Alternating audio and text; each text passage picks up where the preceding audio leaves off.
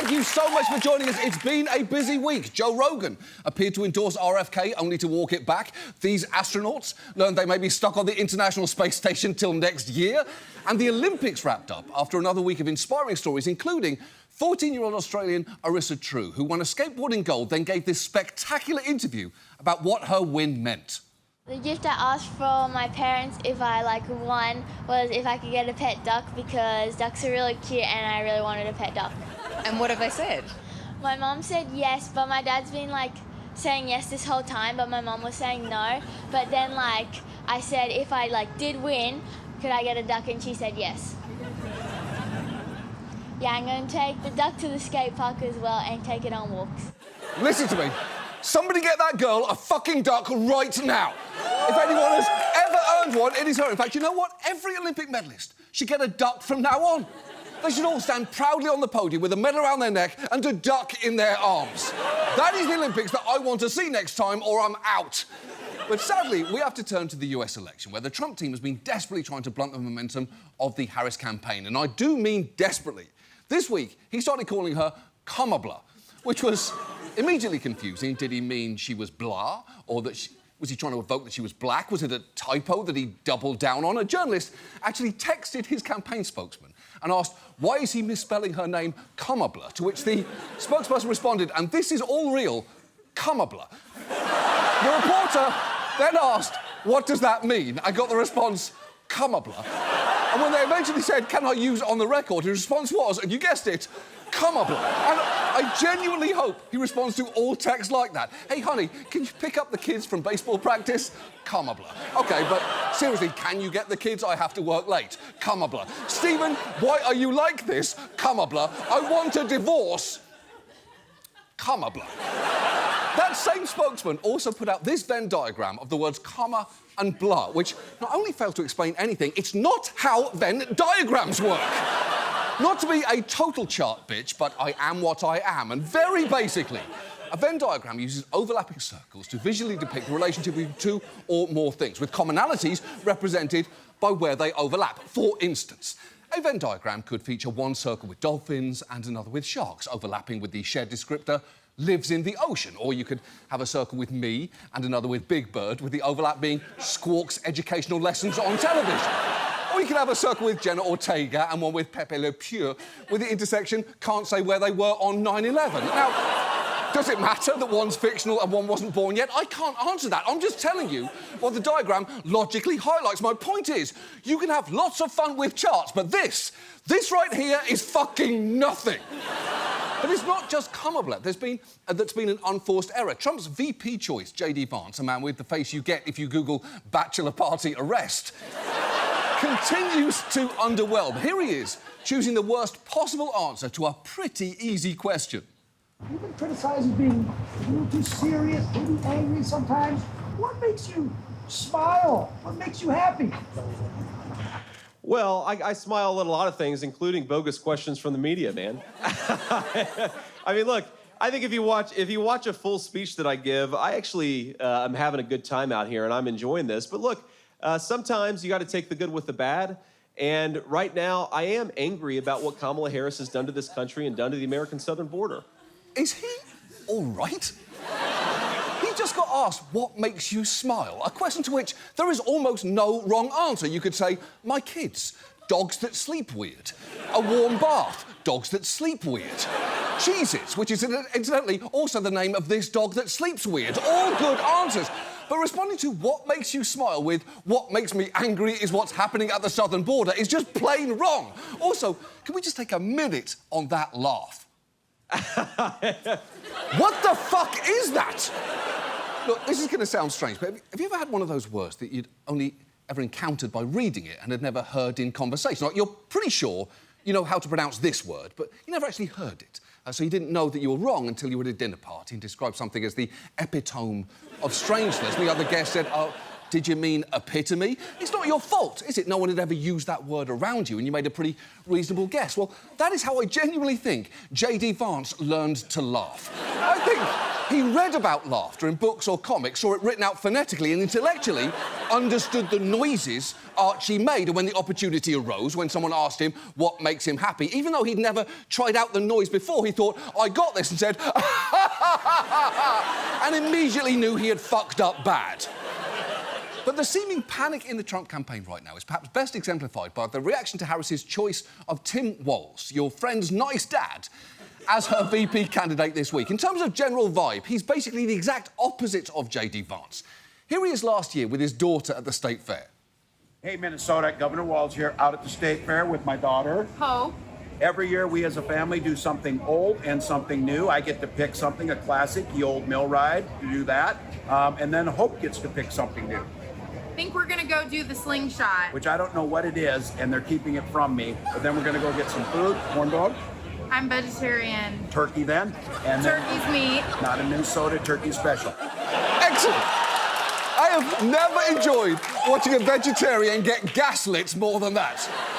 All of that is delightful, from the rapport with his daughter to the corn dog exchange to the fact that he kept his promise and rode that slingshot. Take a look.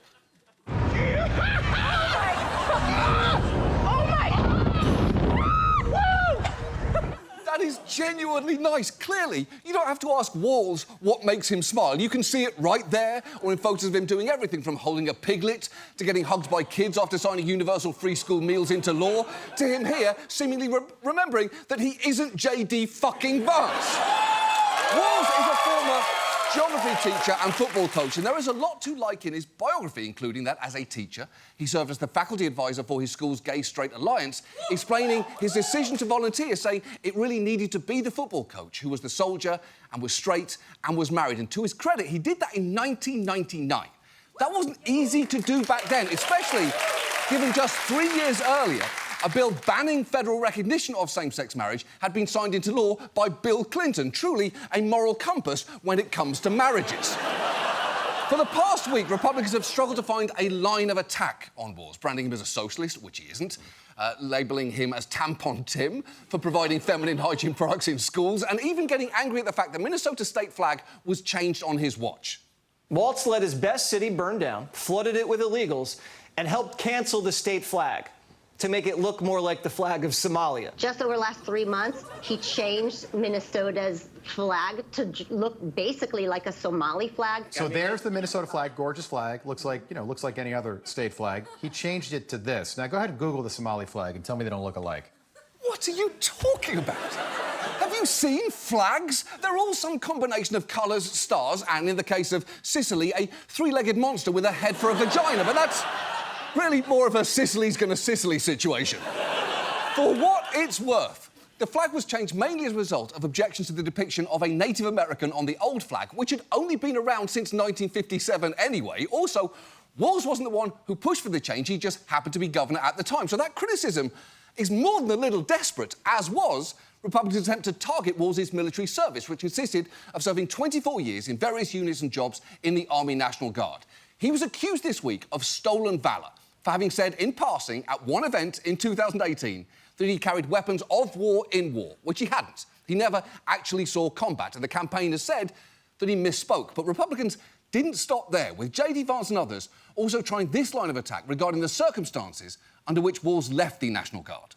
When Tim Walz was asked by his country to go to Iraq, you know what he did? He dropped out of the Army and allowed his unit to go without him. I think it's shameful to prepare your unit to go to Iraq, to make a promise that you're going to follow through, and then to drop out right before you actually have to go. OK, that is just not true. Walz retired in May of 2005. His unit wasn't ordered to mobilise until July of that year and didn't deploy to Iraq until 2006. Even the hard-right Wall Street Journal editorial board said the charges levelled so far about his military service look like thin gruel, which, as far as arguments go, is just not enough gruel, making it official. After 11 years of this show, and despite my best efforts to resist it, we've somehow reached a point where I, a British Oliver, have inadvertently demanded more gruel. It seems some stereotypes are just deserved. And look, there are 85 days until Election Day, and while that might not seem like a lot, it's gonna feel incredibly long. And it's plenty of time for the GOP to draw up attacks far more vicious and hateful than Kamala, while also figuring out more inventive ways to attack her running mate. But for right now, It does seem telling that so much of their attack strategy seems to boil down to a nonsense word and false accusations of stolen valour. Two desperate smear attempts with one thing in common. They reveal the Trump campaign has currently got absolutely nothing. And now, this. And now, Rachel Campos Duffy really wants you to know she has a podcast. Some fundamental level is just anti-human being. It is. It's anti-human. And that's why on my podcast, From the Kitchen Table, we talk a lot about these issues. If you want to catch my podcast, you have to go back a few months. But we have a podcast that went viral on the right way to find a romantic partner. And it's called Going Back to the 80s. And you should check out my podcast. Well, if you want more on this conversation, and it's very deep, you can go to my podcast. By the way, you can catch her on my podcast. She was on my podcast. I had Kennedy on my podcast. We did this podcast. Please go to my podcast, From the Kitchen Table. I already did that on my podcast. I have a podcast with my husband on From the Kitchen Table. On my podcast, From the Kitchen Table, that I have with my husband. I have my From the Kitchen Table podcast with my husband this week. Check out the most recent episode of my podcast. I don't want to plug my podcast, but I'm going to plug my podcast. This week on my podcast, I'm not trying to promote my podcast, but I am. Are you sure? Yeah. But I am. The primary's over. In fact, I have a podcast that just came out this week called The Primary. The title of the podcast is The Primary's Over, because I just think that. There you go. Moving on. Our main story tonight concerns Hawaii, a place often depicted as paradise in movies and TV shows like Hawaii Five-0, NCIS Hawaii, and Magnum P.I., where this magnificent clip is from. Morning, sister. Good morning, sir.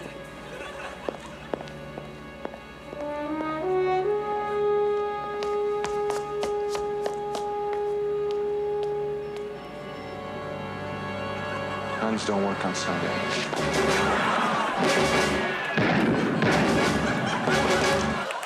Yes, that happened. This might come as a shock to younger viewers, but TV used to be really good. And if you're thinking, why are you showing me that for this story? Even if it took place in Hawaii, nothing in that clip indicated that it did. Hey, shut up! I wanted to remind you of a simpler TV time when you could shoot a nun to solve all of your Hawaii crime problems without worrying that someone online would point out that actually there's no rule that says nuns can't work on Sundays, and given that nuns are by definition committed to service, it wouldn't be uncommon to see one performing maintenance even on a Sunday, if so ordered by her superior. Shut the fuck up! TV used to be great, not because the people who wrote it were better, but because the people who watched it were. Anyway, Hawaii is famous for being one of the most popular tourist destinations on Earth. So much so, many visitors can't seem to resist taking a piece home with them. Tourism officials in Hawaii are reminding visitors not to take lava rocks home with them. Yeah, taking things from national parks is against the law, so taking volcanic rocks from Hawaii's volcanoes is illegal. But apart from being illegal, legend has it that taking volcanic rocks from Hawaii is bad luck. Because of that myth, many people who take the rocks end up shipping them back to the island with notes of apology. Officials say putting the rocks back where they came from costs time and money. It's true, that apparently happens so much. A national park official even said, we would love for people just to stop taking stuff, and then also, please just stop mailing us stuff. And I get that, especially because a rock with a note attached to it is famously one of the most threatening forms of communication there is. It's right up there with notes where all the letters are cut out from different magazines, a message scrawled in blood on the wall, or literally any phone call. Please, just text unless you are planning on murdering me, and even then, you know what, just do it. I've had a good run. I've had a run. We're talking about Hawaii because a few days ago it marked a grim anniversary. A year ago, the deadliest wildfire to hit the US in more than a century ripped through the West Maui town of Lahaina, destroying more than 2,000 buildings, causing $5.5 billion in damage and killing 102 people.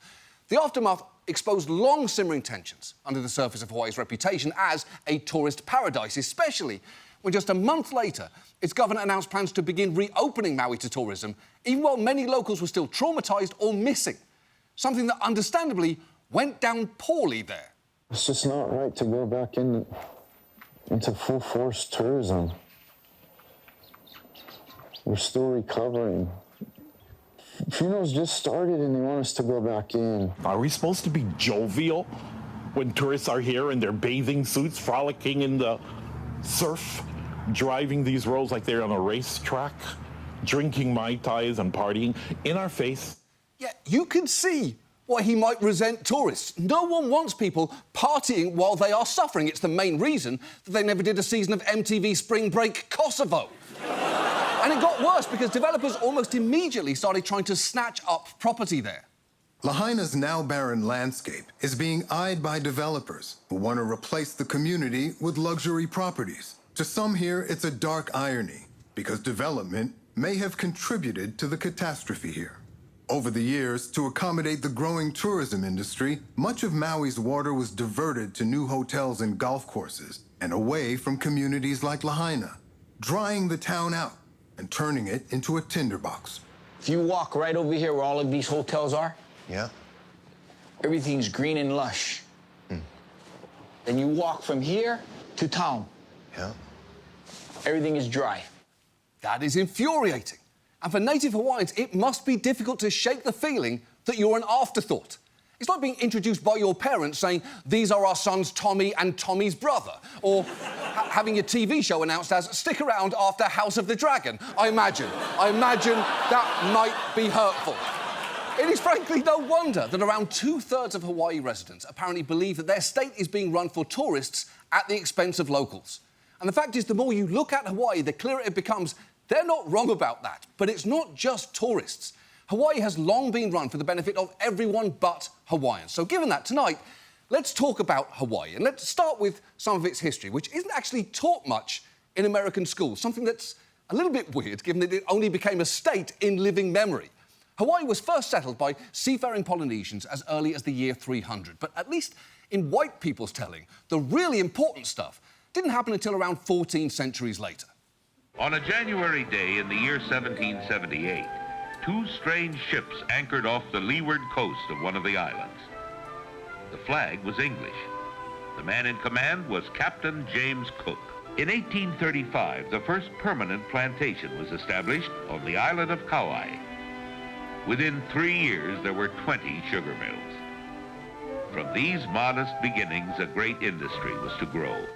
Now, that clip leaves out a lot, but you probably already knew that the second you heard the most ominous line in any historical film, the flag was English. It's like seeing oranges in The Godfather. When the British flag appears on an old newsreel, you know someone's about to die and shit's about to go down. That first Western contact led to the arrival of traders and eventually American missionaries. With them came diseases which would eventually reduce the native population by as much as 90%. Descendants of the missionaries set up those sugar plantations and soon came to dominate politics and economic life on the islands. And while racist writings of the time paint Hawaii as a primitive, tyrannical society, that wasn't the case. It was a constitutional monarchy that actually banned slavery in 1852, before the US did, and had one of the highest literacy rates in the world. Nevertheless, in 1887, a small group of white plantation owners and businessmen forced Hawaii's king, at gunpoint, to sign what became known as the Bayonet Constitution, basically transferring much of his power to them. When his sister, Queen Liliuokalani, succeeded him, she vowed to undo that, so the businessmen planned a coup to overthrow her. Fun fact, one of the coup's leaders was Sanford Dole of the Pineapple Doles, and also the only man ever to have a mustache and a beard that is also a mustache. He pushed for the US to annex the islands against the will of native Hawaiians, who collected over 38,000 signatures to oppose it, which, considering there were about 40,000 native Hawaiians at the time, is a whopping 95%. But Dole and his conspirators got their way, and with the help of the US military, the Queen was overthrown and Hawaii was annexed into the United States. Although, again, when white people tell the story of that era, it tends to sound a bit different. The Queen, last of a long line of Polynesian rulers, signed the abdication that made Hawaii an American possession. These native troops became soldiers of Uncle Sam, happy that her island kingdom became an American protectorate. The Queen of Hawaii bade farewell. Yes, there's the Queen of Hawaii now, dressed in her celebratory black, signing the islands over to America completely of her own free will, surrounded by her closest friends, several armed white men with mustaches. Hawaii eventually became America's 50th state in 1959, and 34 years later, Congress passed a resolution formally apologising to native Hawaiians for the overthrow of the Hawaiian kingdom, which is nice. isn't it? It's always nice to say sorry for things, you know, whether it's for running late or making your pretend wedding to a cabbage nicer than your actual wedding with your human wife, or violent imperialism. People appreciate a sincere apology, I think. But despite that apology, over the past century, a number of groups, from the US military to tourists to the extremely wealthy, have continued to exploit Hawaii. And let's start with the military.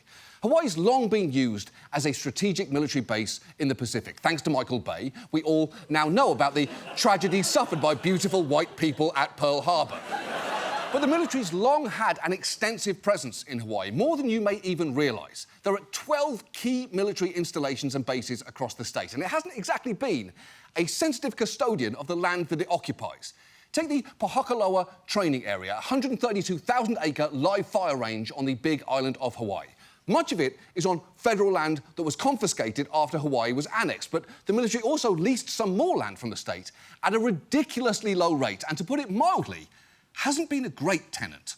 In 1964, the military secured a lease for 30,000 acres of land that they could train on for the next 65 years, all for $1. Since then, they've dropped bombs from planes, launched rockets from helicopters, shot targets with mortars and artillery, and left behind unknown amounts of unexploded ordnance. This happens every day?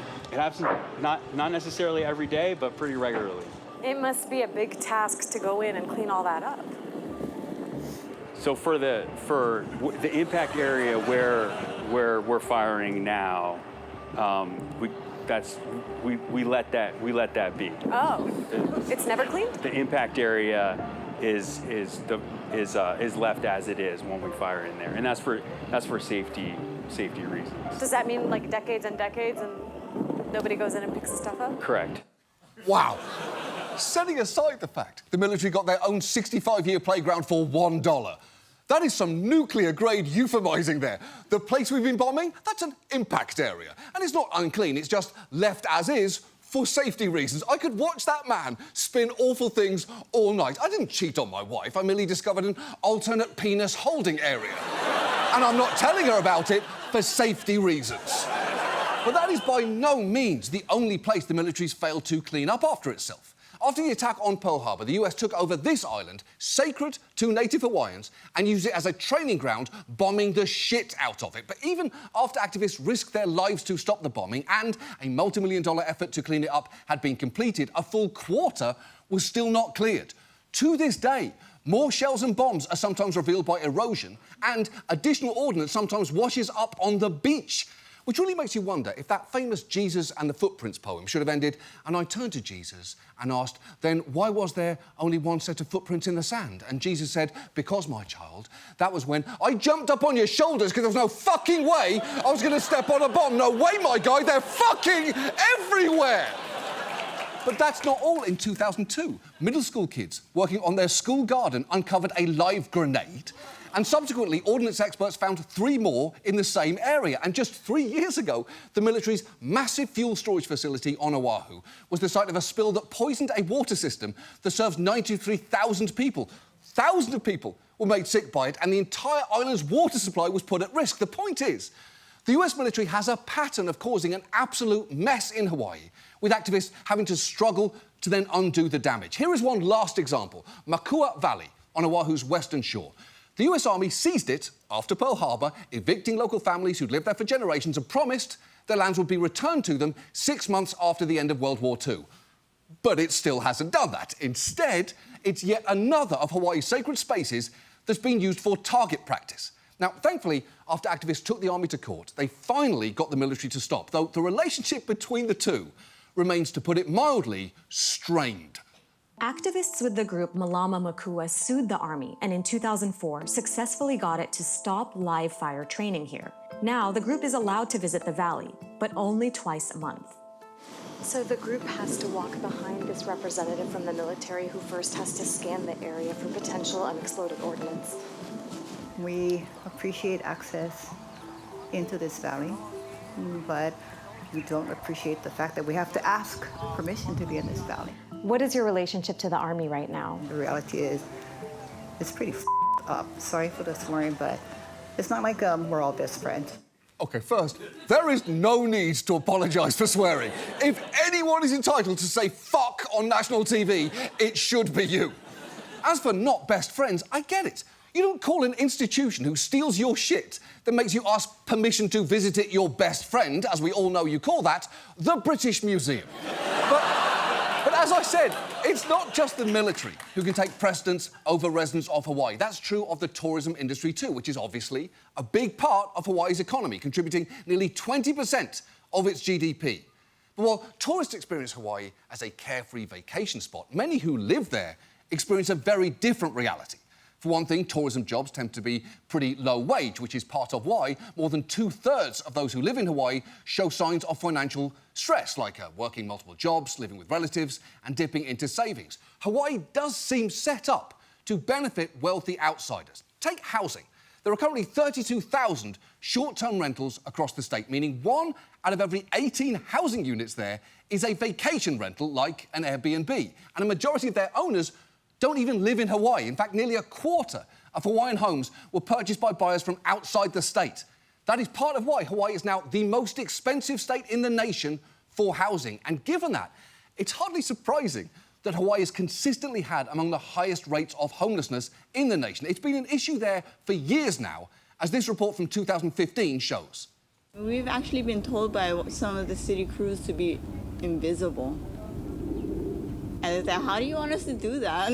Some of Hawaii's homeless people used to live in much more visible Waikiki Beach. Officials said that was hurting the tourist industry, crucial for the local economy. It started to impact our guests. They would comment about it on TripAdvisor and elsewhere.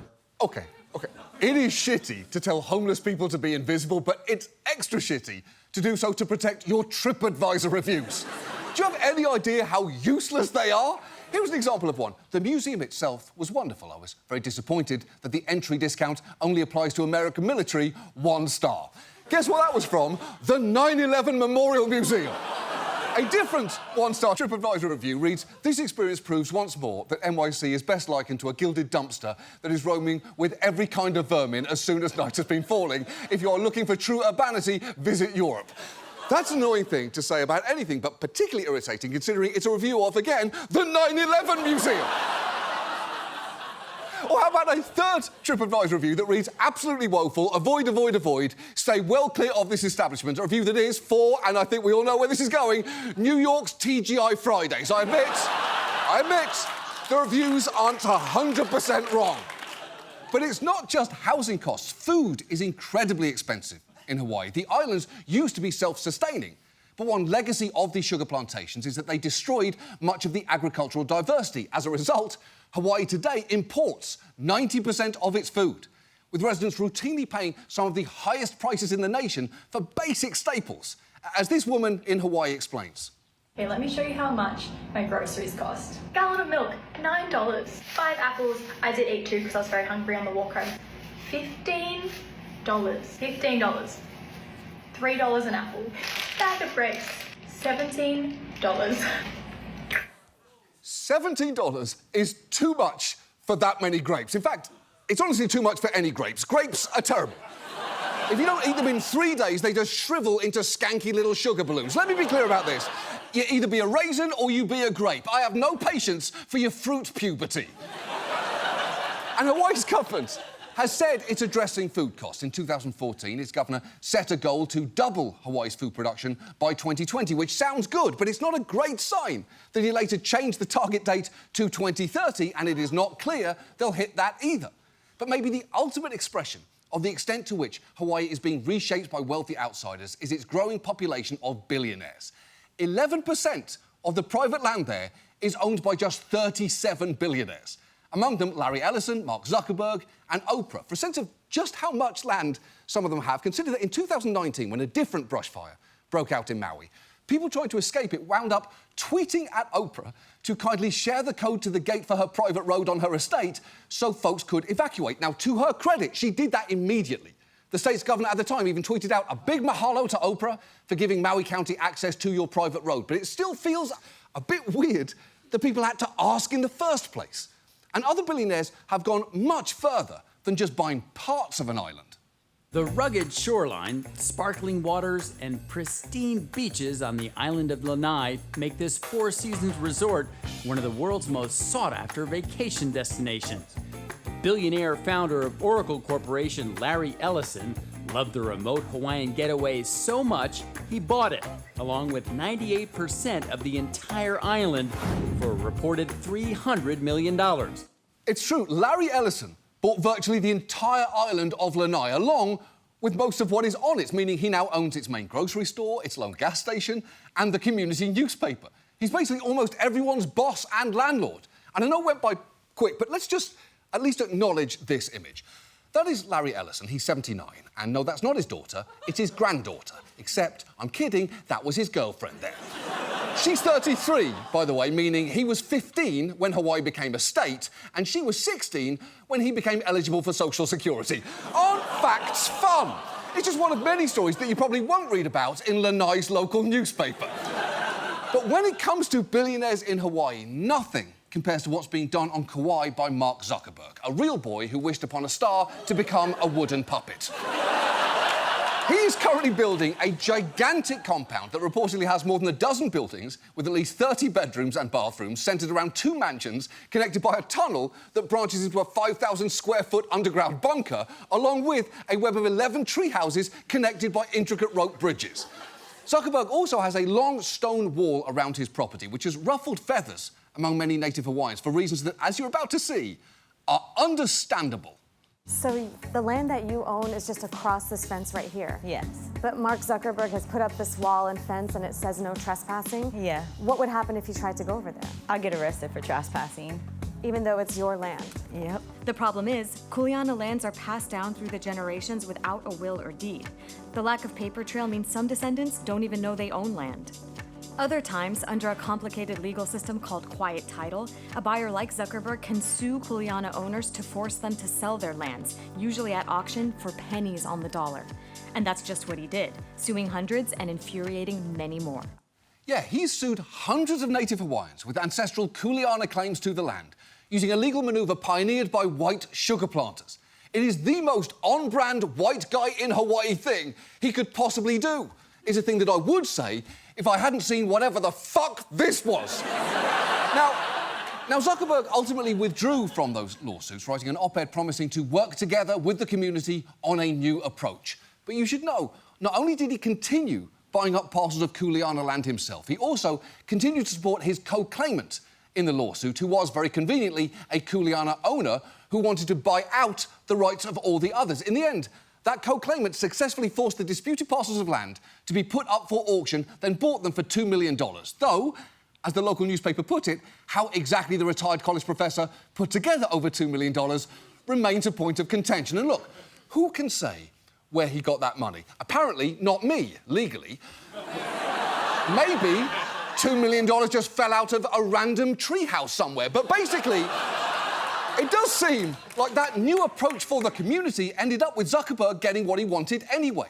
And billionaires like him will insist that they contribute to local charities and help the economy there. But it's the larger dynamic at work here, where wealthy outsiders can outpurchase and outmaneuver a local population that can be so dispiriting. And it's instructive to contrast the ease with which billionaires can snap up whole islands in Hawaii with how difficult it can be for native Hawaiians to navigate even programs designed for them.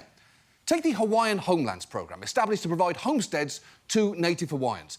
As a form of reparation, Congress created a trust of over 200,000 acres for it. But there are some huge caveats here. Not only was it chronically underfunded from the start, much of the land set aside is unusable. In fact, on the Big Island, hundreds of native Hawaiians have been awarded plots of land but can't build homes there because the land is sitting within a fucking unexploded ordnance zone. What's more, the wait list is 29,000 people long, and as this woman will tell you, you can be on it for a while. You'll see this where it lists as of December 2020, the different islands. You can see the Maui wait list here. I went on the wait list in 2002. This is 2021, so 19 years I've been on Maui's wait list. So I have to wait for them to give me a lot. When that happens in my lifetime, you think? Probably not. Yeah, probably not. And that is absurd. She's waited 19 years. Think about how frustrating it can be to stare at your phone, waiting when your Uber Eats driver is running 6 minutes late. Now imagine that 6 minutes is 19 years, and your spaghetti vongole is a home that's your fucking birthright. And when you take everything you've seen tonight, the cost of living crisis, the low wages of a tourism-dominant economy, the off chance of being exploded or poisoned by the US military, it's frankly no wonder that many are simply choosing to leave the islands. In fact, each year, 15,000 native Hawaiians leave the state for the mainland, which now boasts a larger Hawaiian population than Hawaii itself. So where do we go from here? Well, when the situation is this complicated and took this long to develop, there aren't going to be quick and easy solutions. But there are still some obvious steps that we could take. When it comes to the military's absurd $1 65-year leases on state lands, they actually expire in 2029. And while the military is currently trying to renew them over the objections of many locals, I would argue that probably shouldn't happen. As for Hawaii's housing crisis, there are, again, some small ways to address that right now, including restricting short-term rentals or second homes and making sure what's being built by developers is actually affordable for residents. And in general, I'd argue the state government should be focused on growing a more diverse and balanced local economy instead of prioritising tourism at the expense of all else. In the wake of last year's fires, there was a lot of talk of helping Maui rebuild. But maybe the question we should be asking is, for who exactly? And to their credit, some community-led groups like these have been hard at work in Lahaina to make sure the community doesn't end up permanently displaced and gets a real say in what the future there looks like. Honestly, when it comes to determining the future of Hawaii, you should probably be listening less to outsiders like me and more to groups like these. And finally, when it comes to tourism, if you're watching this right now thinking, I wanted to take a vacation to Hawaii, should I go? Well, as you've seen, many people there do depend on the tourism industry, with others justifiably infuriated by how it's exacerbated so many problems that Hawaii's been struggling with. I will say, though, the solution is not going to come down to any single trip you might take. It's going to require much bigger systemic choices. That said, if you do end up visiting, try to be aware of the history of what you're stepping into, a history I realise most of us were never taught. And remember that your vacation spot is someone else's home. Also, just a few quick extra tips. Don't take any rocks. Definitely don't send any back with a note. And if you see a nun on a ladder on a Sunday, shoot her before she shoots you. That's just common sense. And now, this. And now, the delightfully bizarre musings of Phillies color commentator John Kruk. You know, I was thinking about this today, now that we have some time. Yeah. Like, why aren't we born with hair on our chest as men? I don't know that. Why does it wait till like you're, 16, 17, 18, 20, whatever? Yeah. And then it starts growing. Like, where are those follicles dormant? There's not a lot of shows I watch with the kid. We banned them from one. I'm not even going to ask which one it is. Well, I can tell you. All right. Caillou. Oh, okay. All that kid did was complain. We used to do stuff for the ESPN down at Disney, like Animal Kingdom. They put us up. So the first day I open up the shade. There's a dang giraffe looking in my window. I'm like, what the hell is this? Did you feed it anything? I did not. I was scared of it. So Kenny Pierce decided, hey, I'd like to get my girlfriend to come up here. But we go down there and pick her up. Her dad comes out with a dang shotgun trying to shoot at us. Of course he does. Did I ever tell you about playing the prison team and when I was playing a winter ball? So I asked the catcher, I said, what did he do? He's out, he found his girlfriend cheating. He burned up her car with her and her boyfriend in it. I'm like, oh my gosh. Very uncomfortable at bat. That's our show. Thanks so much for watching. We'll see you next week. Good night.